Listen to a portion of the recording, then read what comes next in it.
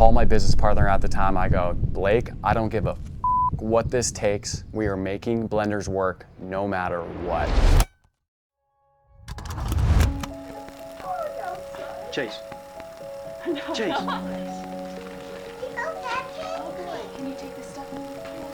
Thank you. Wow. That's what Hey, Chaser. Hey, Chase. What are you doing? What do you see? Hello, Mom.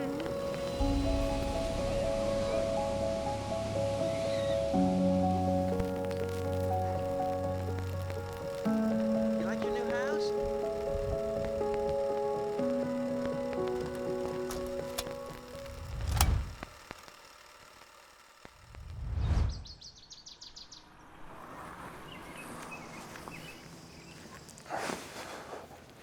My name's Chase Fisher. I'm an entrepreneur, most notably known for my founding of Blenders Eyewear, a sunglass company here in San Diego native, and most importantly, San Diego State alum, Aztec for life. I was born and raised in Santa Barbara, California. My parents divorced when I was about 4. My mom was a court reporter. She was steady and structured. My dad was an entrepreneur, lived a more unconventional, and a life of more freedom. I was a very energetic kid. I was very curious. I was also very distracted. I was going in a million different directions, and I wasn't the kid that can necessarily sit still. Chase is the craziest kid I know. I remember him as just this freak at La Colina. I'd always wear yellow and eat hot Cheetos and donuts every day. I was the kid that was struggling to get by in school. I had a stutter, I was dyslexic, I had many learning disabilities, so the classroom really came a lot more challenging to me, and I really needed to learn how to build my confidence outside the classroom. Mid-50s through Thursday, and it's gonna be nice, but maybe some breeze conditions on Monday. Northwest wind 15 to 25 miles per hour, below past the canyons. Now, take it off. I knew I had a lot of gifts. I knew I could do big things. I just didn't know what I wanted to do yet, and I didn't know what the direction of my life was gonna be. I knew I had a deep sense of curiosity on the world, and I had a big imagination. And a big part of that really came from my grandparents. They lived on a sailboat, and they would take me and my sister sailing every summer in Mexico for 6 weeks at a time. They really showed me how big the world is and how to go experience it. One of my biggest moments of my childhood happened when my grandparents took me and my sister to surf camp. I get to the beach, and they dress me up in a pink wetsuit, bright pink, and they push me into my first wave, and I remember riding that wave all the way to the beach. It was the first time in my life where I felt cool, and honestly, I think I spent the next 20-something years chasing that feeling again. And my sister also was a huge influence on my life, right? I mean, she was 2 years older than me. She was the varsity soccer player. She was the badass surfer, snowboard girl. She was the girl that all the guys wanted to be with. And she kind of took me under her wing and kind of showed me the ropes of life. Good one. Butt flop. We really were like pack animals together. We were best friends. So yeah, I was influenced by a lot. But yeah, it was all good stuff, man. When I felt my first sense of ambition and drive was probably when I got cut from the sophomore basketball team in high school. I thought I was really good playing ball. Apparently I wasn't. And the sophomore coach calls my dad and he says, "Hey, your son's been cut." And I was devastated. I was literally devastated.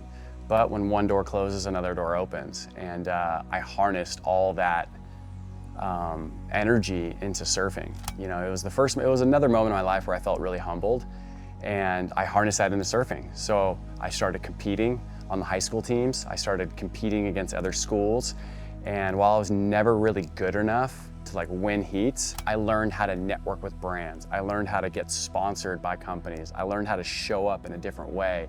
And so I would actually go to surf contests, and I would get tons of free gear, and I would get tons of free stickers, and I would bring it all home, and then I would sell it to kids in my classroom.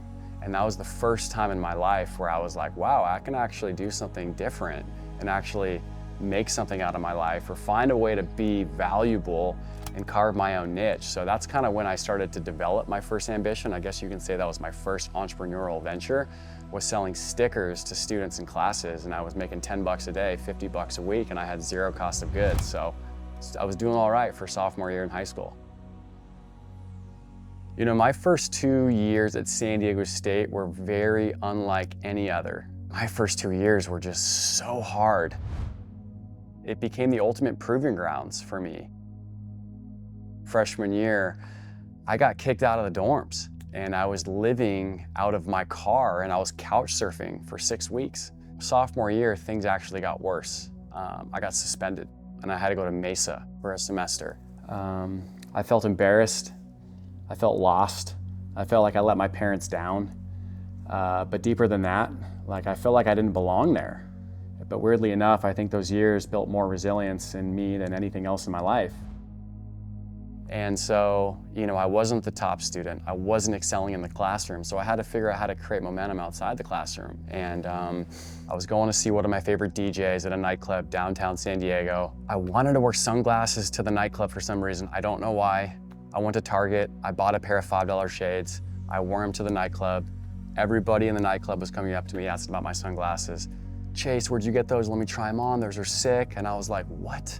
I was a surf coach at the time, so I was spending all my time at the beach. That was my post-grad job. And I became obsessed with sunglasses. And I started noticing different sunglasses that people were wearing. And I noticed a big gap in the market between the $5 beater shades that I was wearing to the club and the $200 Oakleys and Ray-Bans and the higher end stuff. There wasn't a brand in the middle that was priced affordably that I could afford. Sunglasses are so expensive. And you know, I figured like, wow, not only is there a need for this, but what better place to do this in San Diego? So I knocked on my roommate's door and I said, hey bro, can I borrow 2,000 bucks? He goes, what for? I'm like, I want to start a sunglass company. He goes, you're crazy, but here you go. He gave me 2,000 bucks. I had no experience. I had no clue what I was doing. I had no business plan, but I had a lot of confidence and commitment to figuring it out. San Diego entrepreneur Chase Fisher. The company made more than $10 million in 1 weekend. Chase Fisher. Industry experts point to its branding as a key differentiator. Once selling sunglasses from his backpack, is now scaling globally. The company has sold millions of pairs worldwide.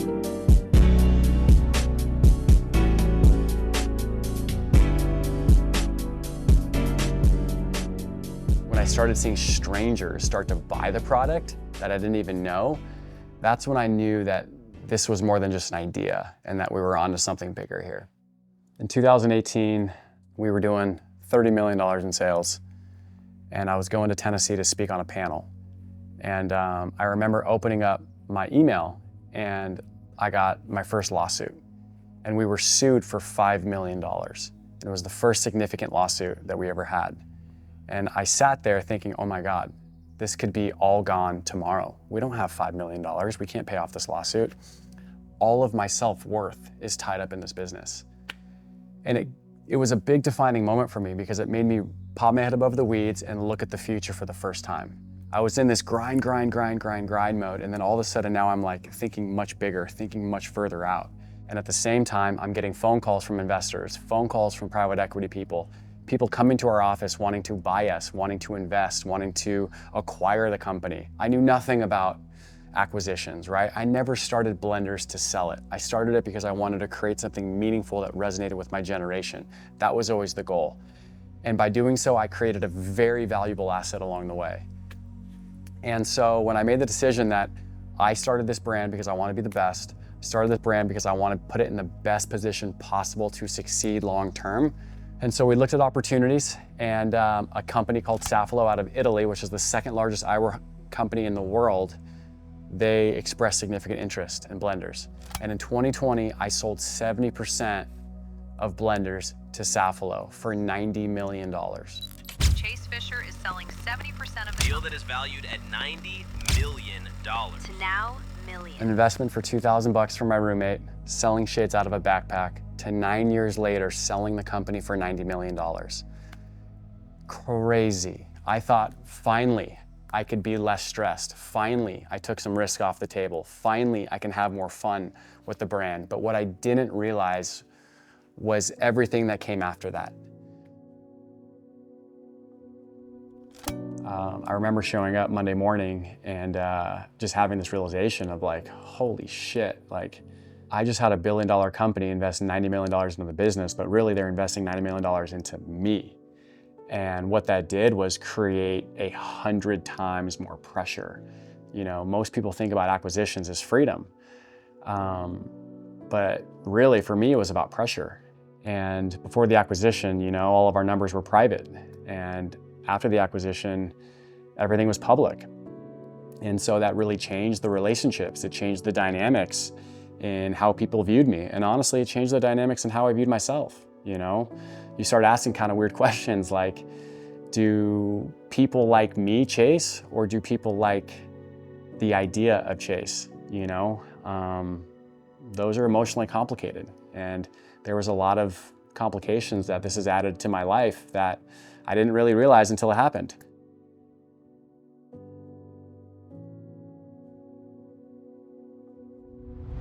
Money was always something that was weird to talk about with like my mom. I didn't really talk business with her. She had no idea that we were doing like what we were doing in sales. So she read the article and she was like, "What the fuck? You just did what?" And she was legitimately scared that I was gonna like, you know, you always hear these people that like hit the lottery or get big payday and they just fucking go off the deep end, you know, just ruin their lives. She was like scared for my well-being. And honestly, it changed the dynamics between the family in a lot of ways, you know.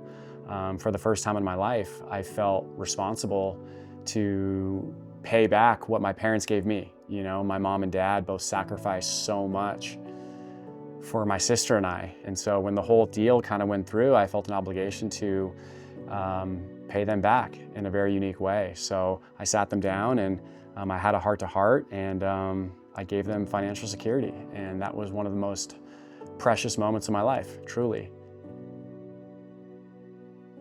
But I definitely did take a hit on relationships in my life. I took a hit on experiences in my life. I took a hit with my sister. I took a hit with my family, you know? I mean, overall, like Blenders kind of became #1 and everything else became number 2 and 3. There's a saying, you know, like your parents are only as happy as their saddest child. And my sister was like, at the time I sold the company, she was literally like, we were just finding out how bad her personal issues were. You know, she was in a really dark place, going through a really tough time. And so, you know, what started out as me and her as best friends growing up, doing life together, quickly became us radically parting ways and going in different directions. But I think we both know, and I've told her this many times, is that even though we don't speak or see each other as much as we used to, we know that that love between us is very much the same. And that's what matters the most. I think my story is unique. It's inspired a lot of people.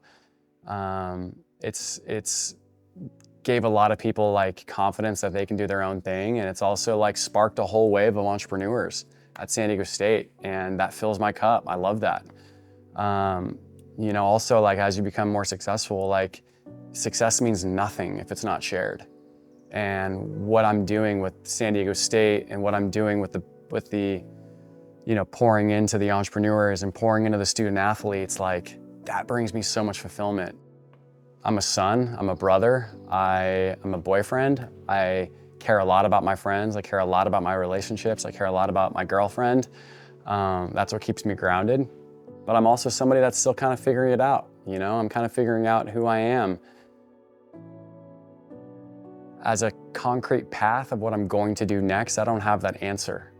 And I'm gonna take some space and figure it out. But I know for sure there's gonna be a second act, a third act, a fourth act. I'm a creator, I'm a builder. I love being in the game. And I'm on the sidelines right now and that's okay. And that's this new space I'm in and trying to find peace with that.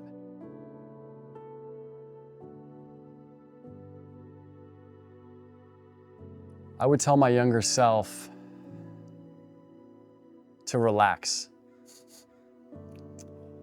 And that I'm not as behind as I thought I was. In fact, I'm earlier than most people. And none of this is going to fix how you feel about yourself anyway. Build it, go all in, but don't attach your entire worth to it.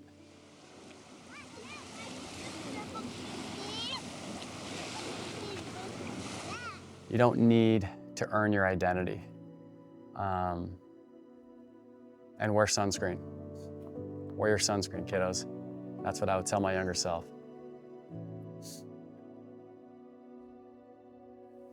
Look like you have... See ya. See ya. Bye. Okay.